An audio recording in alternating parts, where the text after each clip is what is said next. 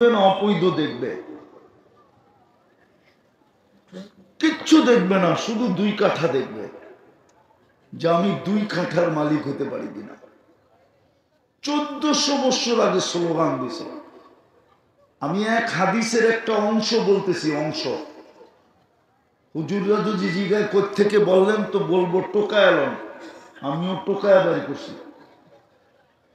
আল্লাহ রসুল 1400 বছর আগে চিৎকার দিছে, ইউহিব্বুনা দুনিয়া ওয়া ইয়ানসাউনাল আখিরা।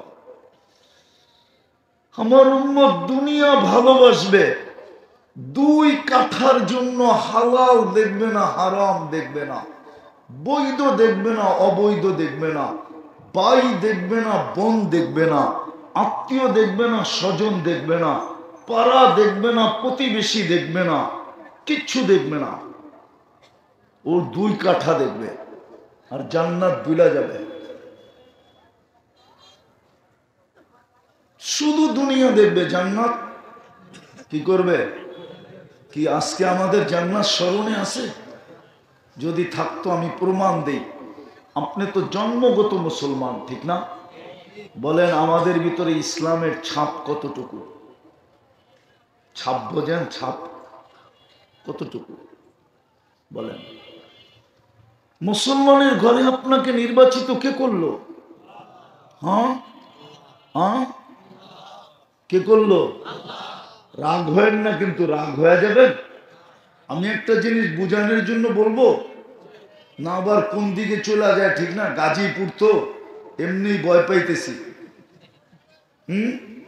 বলবো একটু বুঝানোর জন্য। আপনাকে মুসলমান করে নির্বাচিত করলো কে?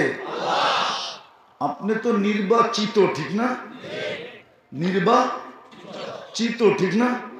এই পোস্টারে যত মেহমানের নাম আছে দেখেন তো পুরা, ওনারা তো এখনো নির্বাচিত হয় নাই, নির্বাচিত হওয়ার জন্য চেষ্টা করতেছে, ঠিক না? কি নির্বাচিত হওয়ার জন্য চেষ্টা, তাও দুনিয়ায়।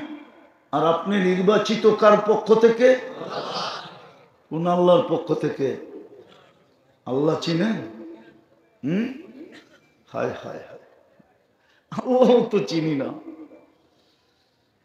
যিনারটা সারা দিন বুক করি, যিনি সারা দিন আমাকে চলমান রাখে, যিনি সারা দিন আমাকে সুরক্ষা করে, যিনি সারা দিন আমাকে রক্ষণাবেক্ষণ করে, যিনি সারা দিন আমাকে লালন পালন করে, রব্বে কাবার কসম